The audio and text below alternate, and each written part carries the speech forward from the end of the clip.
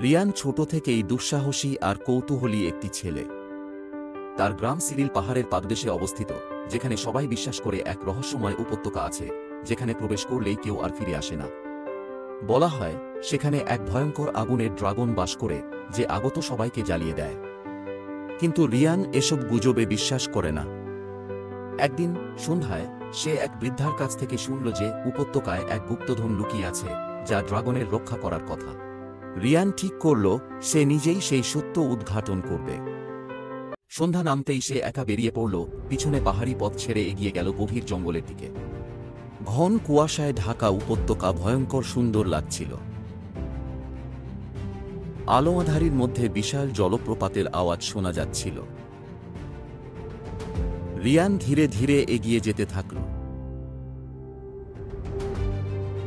হঠাৎ আকাশে এক বিকট গর্জন শোনা গেল। আগুনের ঝলকানি দেখা দিল দূর থেকে। রিয়ান গাছের আড়ালে লুকিয়ে পড়ল। কিছুক্ষণ পর সে দেখতে পেল আকাশে এক বিশাল সোনালী ড্রাগন উড়ে বেড়াচ্ছে, যার ডানার এক ঝাপটায় আগুনের স্ফুলিঙ্গ ছড়িয়ে পড়ছে। এটাই কি সেই ভয়ঙ্কর ড্রাগন, নাকি কিছু লুকিয়ে আছে এই কাহিনীর আড়ালে? রিয়ান সাহস করে ড্রাগনকে অনুসরণ করতে লাগল। একসময় সে পৌঁছে গেল এক বিশাল পাহাড়ের চূড়ায়। সেখানে সে দেখতে পেল এক প্রাচীন মন্দির, যার সামনে শিকলে বাঁধা ছিল ড্রাগনটি। হঠাৎ ড্রাগনটি মানুষের মতো কথা বলে উঠল, যদি সত্যি সাহস থাকে তবে আমাকে মুক্ত করো। রিয়ান অবাক হয়ে জিজ্ঞেস করল, তুমি কি ভয়ঙ্কর দানব নও? ড্রাগন হেসে বলল, আমি একসময় এই উপত্যকার রক্ষক ছিলাম, কিন্তু এক অভিশাপের কারণে আমি এখানে বন্দী হয়ে গেছি। কেউ যদি 3টি চ্যালেঞ্জ পার করতে পারে তবে আমি মুক্ত হব এবং গুপ্তধন তার হবে। রিয়ান বুঝতে পারল এটি শুধু একটি অভিযান নয়, বরং তার জীবনের সবচেয়ে বড় পরীক্ষা। ড্রাগন বলল, তোমাকে 3টি পরীক্ষা দিতে হবে। যদি সফল হও তবে আমার অভিশাপ ভাঙবে। প্রথম চ্যালেঞ্জ, জলপ্রপাতের রহস্য। রিয়ানকে যেতে হলো বিশাল এক জলপ্রপাতের নিচে, যেখানে একটি স্ফটিক হৃদয় লুকিয়ে আছে। প্রবল জলপ্রবাহের নিচে সে কষ্ট করে ডুব দিয়ে সেই স্ফটিক পেল।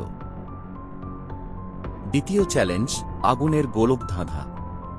এবার তাকে প্রবেশ করতে হলো এক বিশাল আগুনে ঘেরা বনে, যেখানে সবকিছুই এক ভুল পদক্ষেপে ছাই হয়ে যেতে পারে। নিজের বুদ্ধি কাজে লাগিয়ে সে সঠিক পথ বের করল। তৃতীয় চ্যালেঞ্জ, চাঁদের গুহা। সবচেয়ে কঠিন পরীক্ষা ছিল চাঁদের গুহা, যেখানে সময় ছিল রহস্যময়। যদি রিয়ান ভুল করত তবে সে চিরতরে সেখানে আটকে যেত। কিন্তু বুদ্ধি আর সাহস দিয়ে সে এই চ্যালেঞ্জও পার করল। শেষ চ্যালেঞ্জ পার করতেই আকাশে এক বিস্ফোরণ ঘটল। সোনালি আলো ছড়িয়ে পড়ল চারদিকে।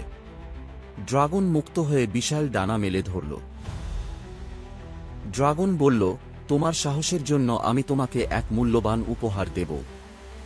রিয়ান পেল এক জাদুকরী স্ফটিক, যা তাকে অসীম শক্তি ও জ্ঞান দেবে।